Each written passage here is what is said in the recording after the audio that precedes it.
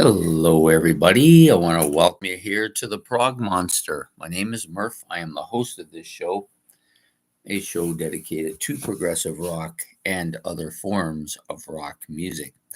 Put the hat on so I don't blind anybody. Yeah. So, anyways, we're here tonight for an episode of Into the Progverse. This is a show now that I've been doing a live stream for I think it's gonna be about five Fridays now, and then I had a couple of other ones that I did at different times on a Saturday till I found out that this is probably the best time to do it. So Friday nights work good because I don't have to involve myself with any other thing except for my baseball, which I'll do after I'm done this. And so I've picked out for tonight's show, we're doing, for those of you who are new to the channel, what we're doing tonight is I've picked my 10 favorite prog vocalists. There was a couple people I considered as well, but I kind of decided at the last minute to not go with them for a couple of reasons, but I'll get into that as I go along here. So we picked I've picked my 10 favorite prog vocalists. People that I like a lot. They're not necessarily maybe the best vocalists of all time, but they're the 10 I like the most. And I can't give you the 10 you like the most because I don't know what they are. So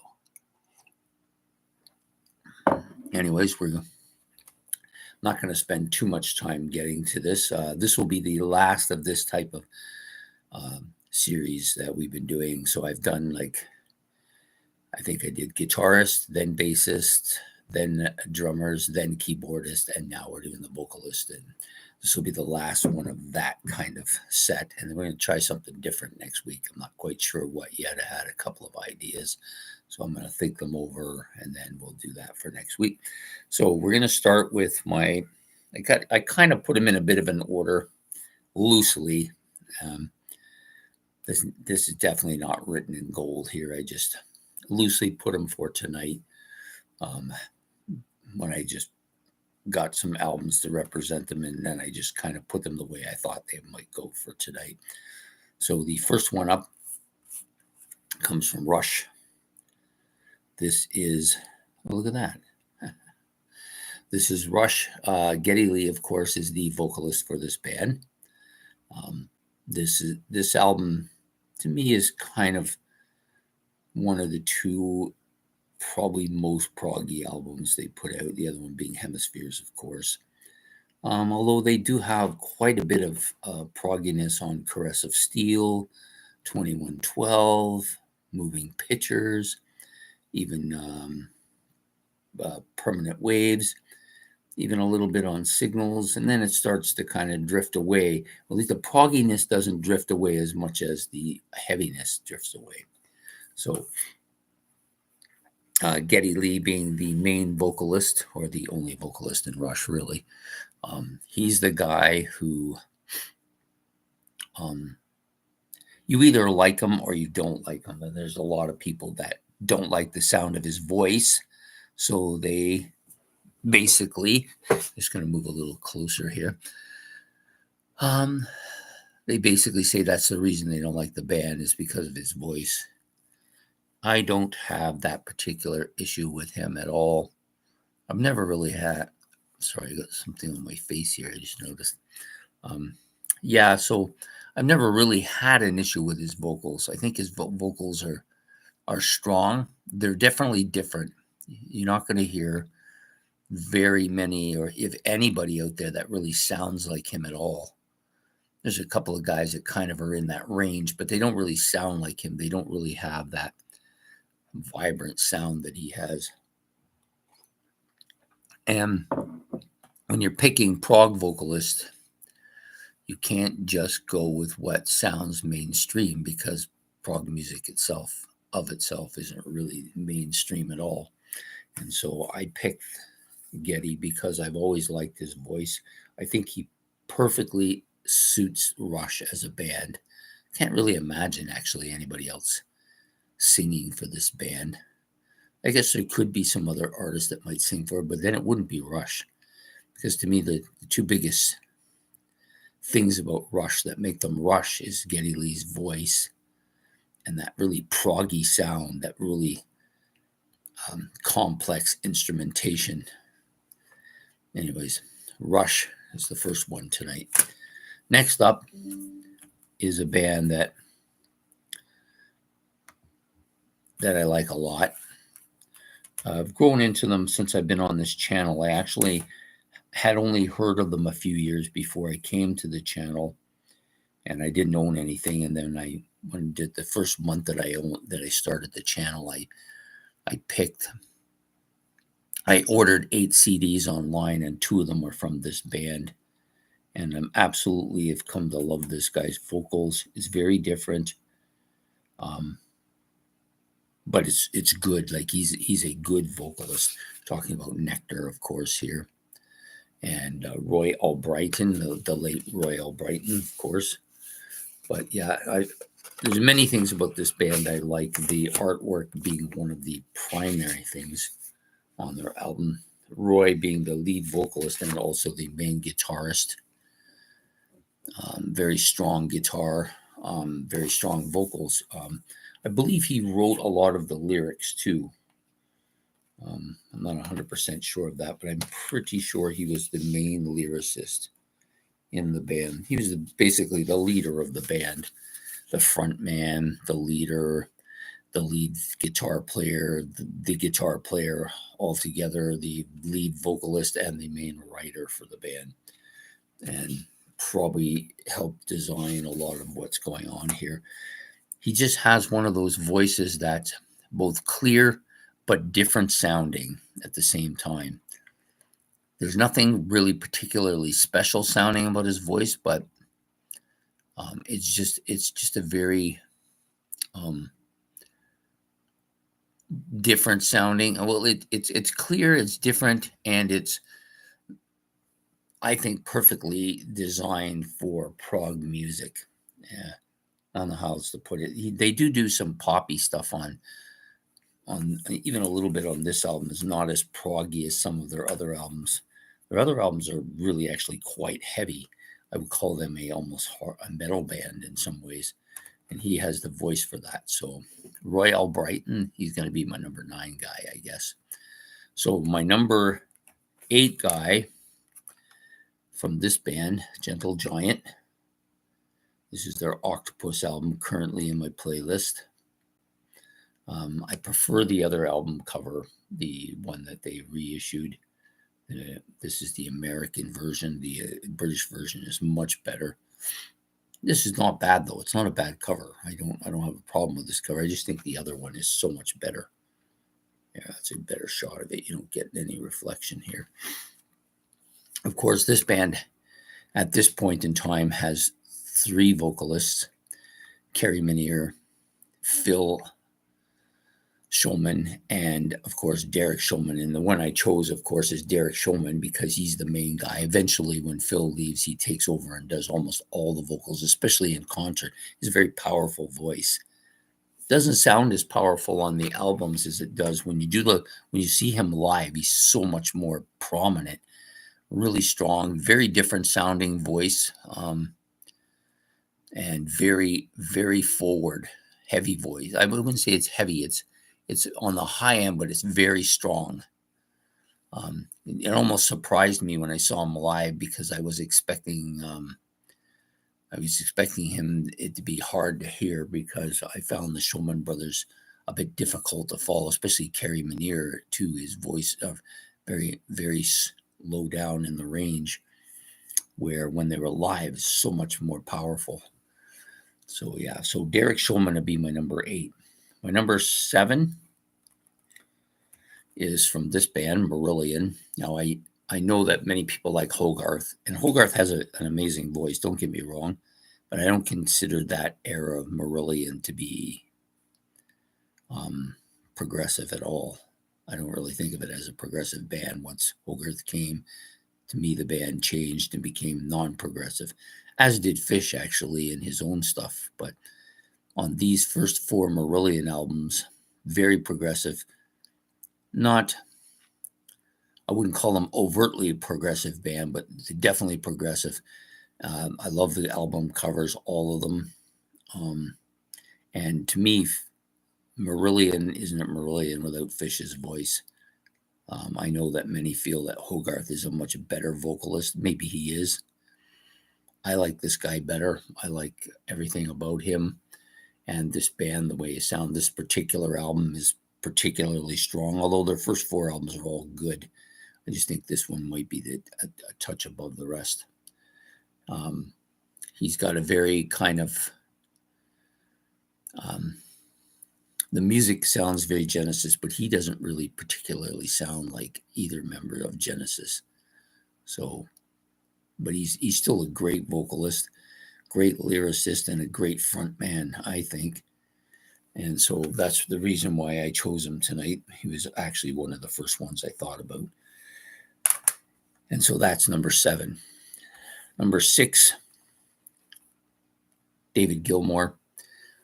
And that's why I chose this album as opposed to one of their earlier albums, because I'm not a huge fan of Roger Waters as a person, nor as a rock star, but I do like Roger's vocals. They're not bad. I think they're good. And then in Richard Wright as well is pretty good vocalist. But to me, the main vocalist when I think of Pink Floyd is David Gilmour.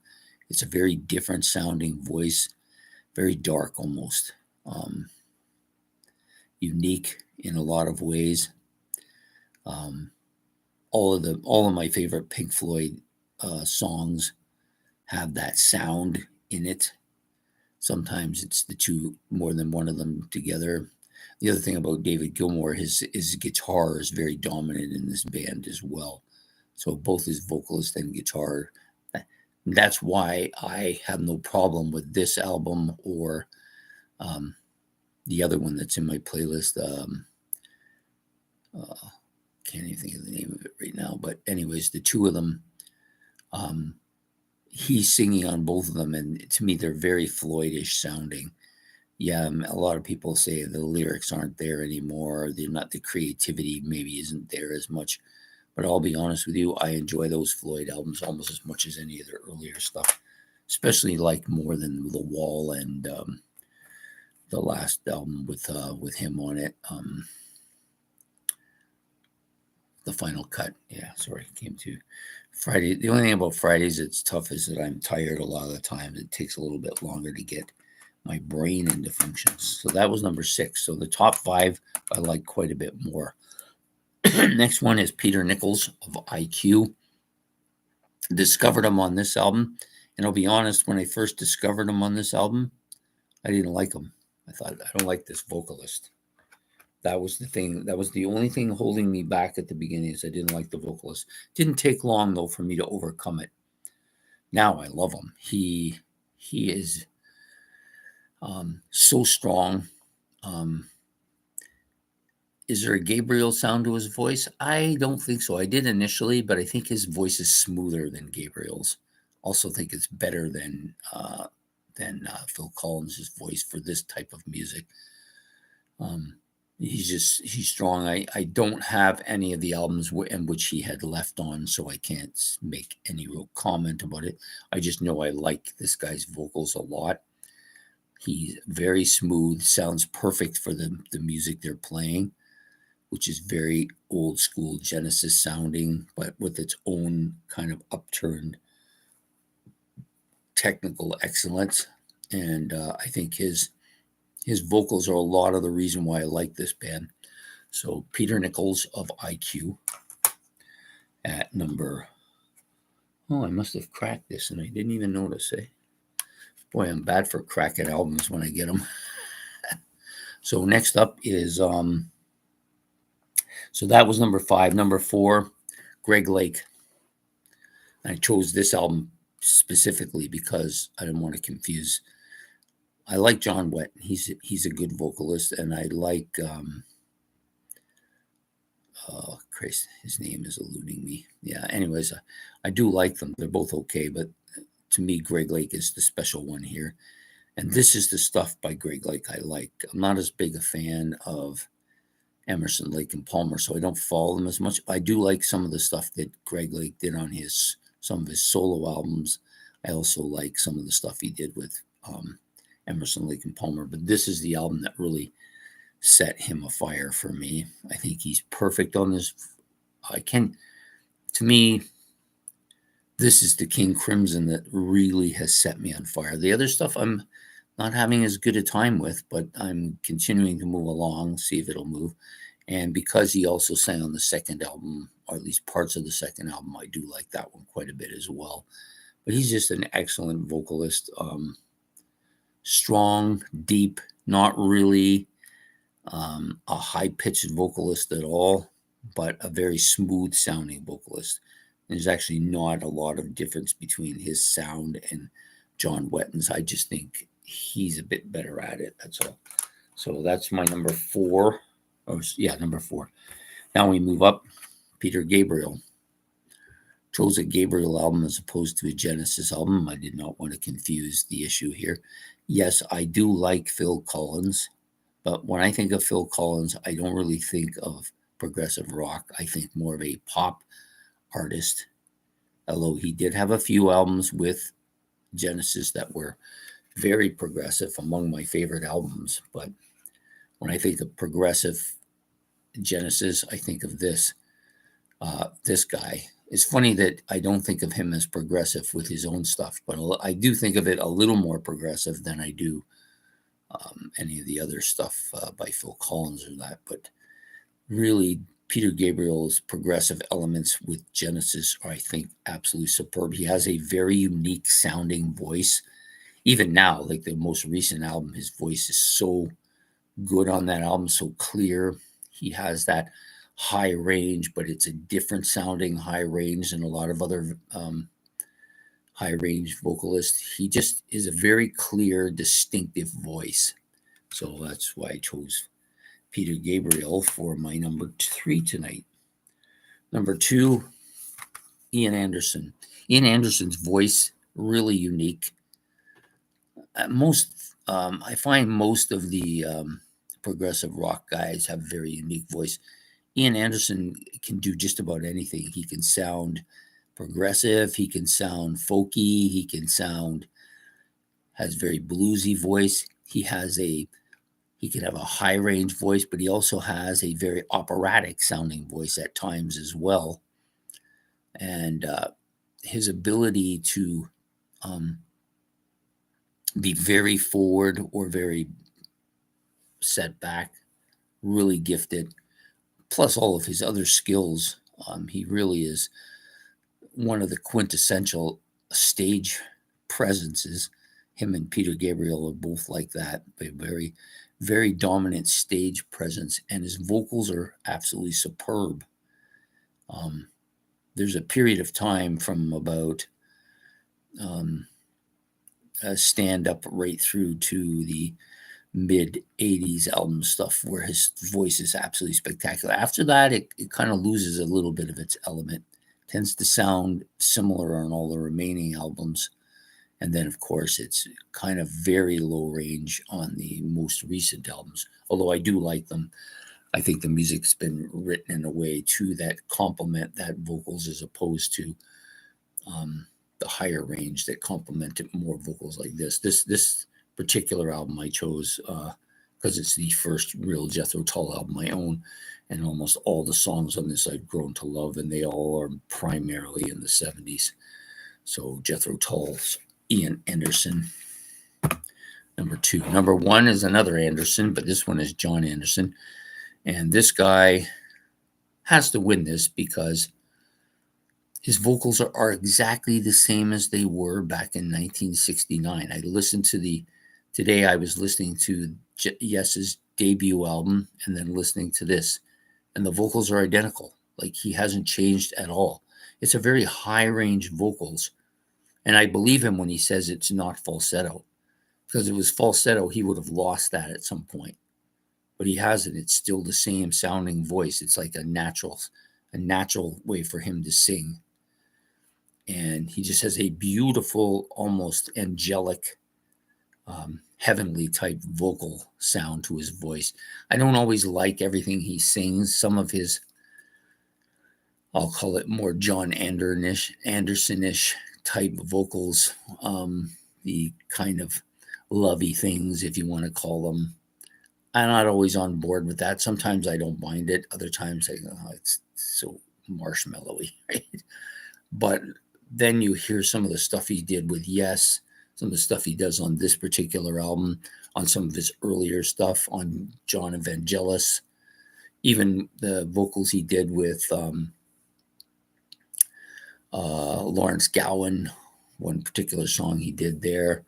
This guy just nails it. He's just so strong, can do anything, seems to relish pop, progressive rock, heavier progressive rock. He seems to be able to do all of it, and he still sounds the same. And I actually enjoy watching Yes in concert, and I think he's a dominant part of that.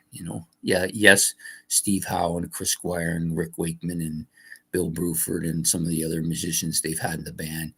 It's great to watch, but I still think he is effectively the leader of the band, even though he hasn't been there for 20 years.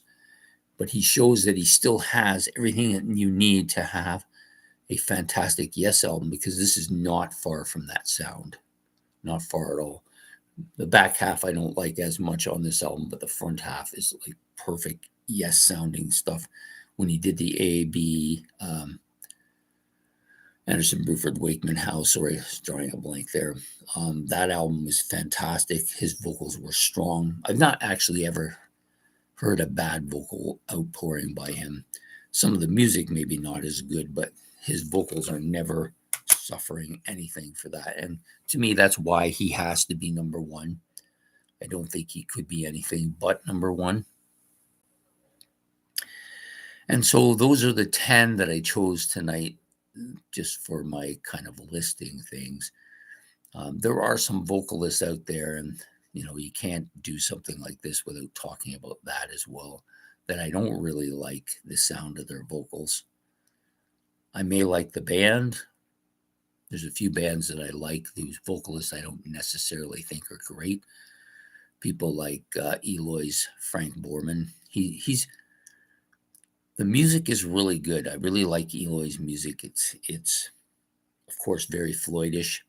Hawkwind's another band with some really spacey sounding music, but I don't necessarily like the vocalists all that much either.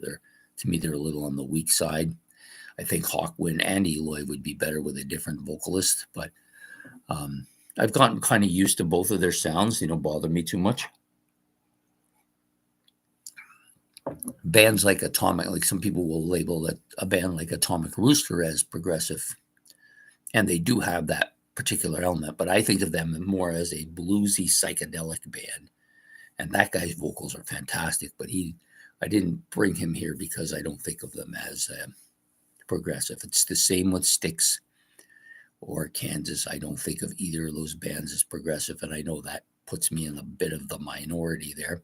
They do have their progressive songs and their progressive elements, but to me, they're basically hard rock bands. That's why I didn't include them there. If I was going to include Styx, all three of their vocalists are fantastic for different reasons. Dennis DeYoung's among my favorite vocalists of all time. I love Tommy Shaw's vocals almost as much. And JY, who I think is maybe the third best vocalist in the band, would be the best vocalist in most other bands. Yeah, and even Lawrence Gowan has something that the other three don't have. He has the ability to make his voice sound like a lot of different vocalists. And he's amazing that way. He can do just about anything. You got vocalists like Freddie Mercury. Yes, Queen has some progressive stuff to their music, but I don't think of them as a progressive band. They're more like a hard rock band with lots of different elements, same as Styx, a hard rock band with lots of different elements. Kansas, to me, is a bit of a hard rock band with a lot of different elements as well. They may be actually more progressive than any of the other bands I just said. There are some more obscure bands that maybe could easily go into this progressive category, but I don't like them as much for their vocals as I do for their music. Camel is a band like that. I did think about including the vocalist for Caravan, but I only have the one album, so I didn't really think it was fair to put him in a top 10 list on just the basis of that one album. That was the main reason I didn't choose him. Then you have Jade Warrior, who has an interesting sounding vocalist. He's a little bit deeper sounding. And they are another band that have a lot of progressive stuff to their music, but also have all kinds of other quirky stuff in their music as well. Green Slade, I like the sound of his voice, but I don't think it's a great voice. I think it's a pretty mainstream sounding voice, but I still like it. And I like that band a lot, even though I tend to like bands with guitarists more than I do just keyboard dominated bands. And there are some other stuff. The one band I tried to like, and I had a couple of their albums, and the music on the albums weren't bad, but I just couldn't get past the vocalists at all. To me, he's one of the worst vocalists I've ever heard. That's Peter Hamill. That shouldn't come as any surprise.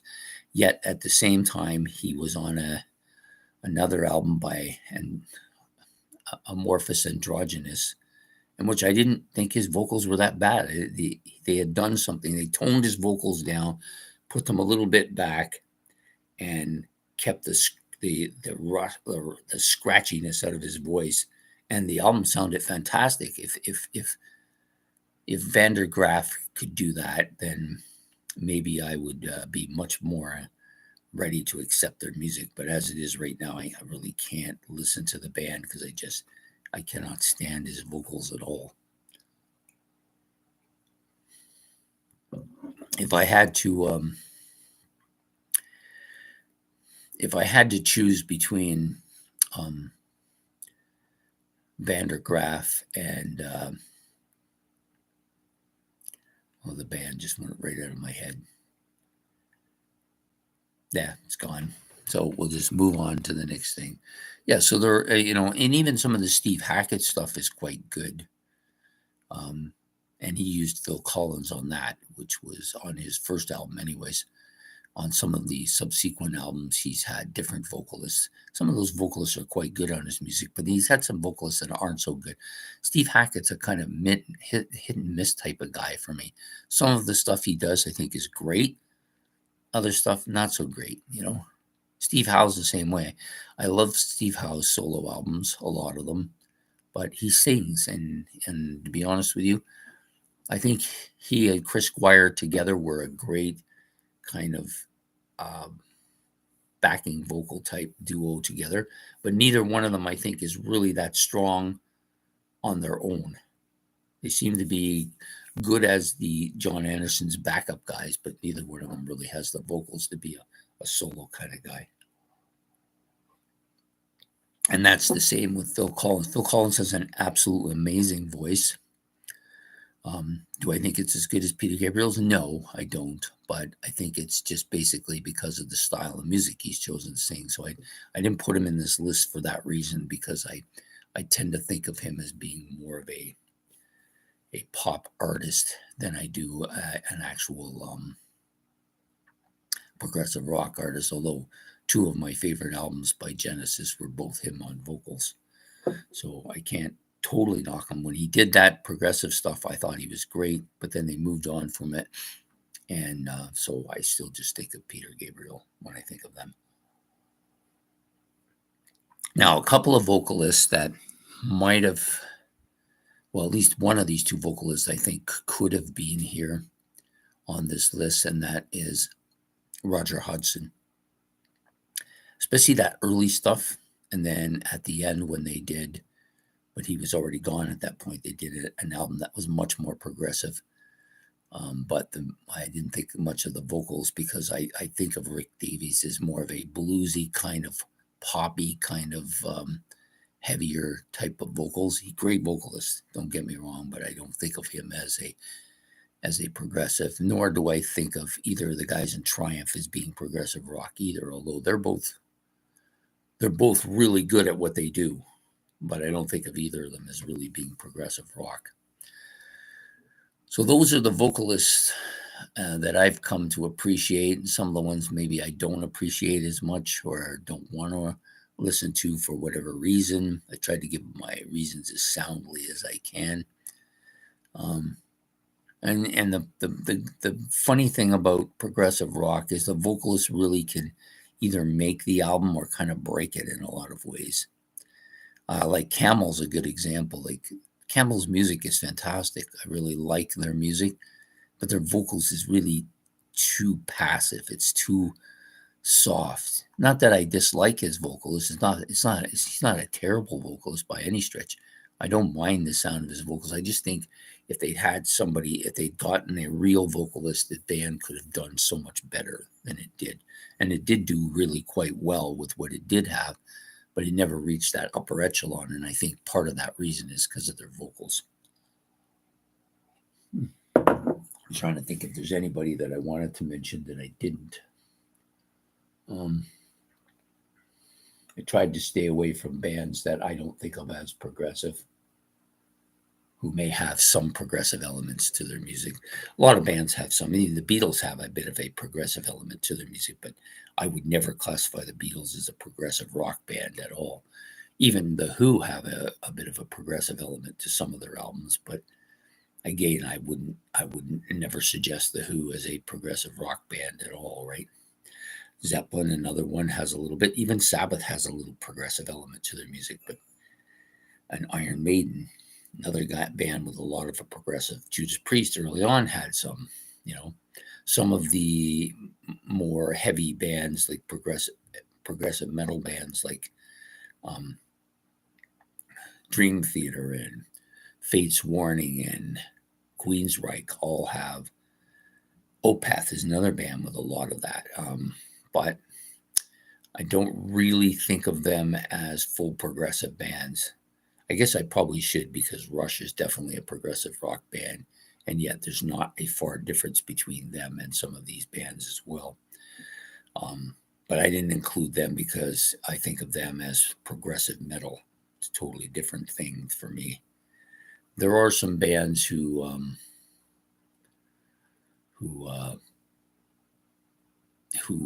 are maybe a little bit less progressive than they're metal sounding, and others that are like Opeth is a funny band. The one album they have, I think, is very progressive, and I do like his vocals a lot, but they only have the one like that. Then they have a couple of albums that are kind of similar to it, but not really that similar. And the new one is really good, but to me it's a metal album with some progressive elements to it. So anyways, that's my take on progressive rock. Vocalists, I'll give you my list again of my 10 favorite. I'll give them to you this time from top to bottom. So number 1 is John Anderson. Both his solo stuff, his stuff with John Evangelis, his stuff with Yes, and this guy's with everybody really.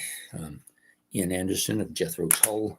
Number 2, Peter Gabriel of his own stuff and the Genesis stuff. Number 3. Number 4, Greg Lake from here and somewhat from ELP and his solo stuff as well. Number 5, Peter Nichols of IQ. Number 6, David Gilmour from Pink Floyd. Number 7, Fish from Marillion. Number 8, Derek Shulman, to a lesser extent, Phil Shulman and Carrie Minier from Gentle Giant. Number 9, Royal Brighton from Nectar. And finally, Geddy Lee's Rush. So those are my 10. And some of the other stuff that we talked about as well is quite good. Anyways, I hope you've enjoyed this episode. I hope to see you all again next Friday. I'm not quite sure what we're going to be doing yet. I have some ideas, but if you have any ideas of your own, you're more than welcome to put them in the comment section. And if I can fit them into the show, I will. Anyways, I hope to see you all next Friday night for another into the Progverse, the live stream we do on Friday nights, and I will see you then. So have yourself a good evening and take care.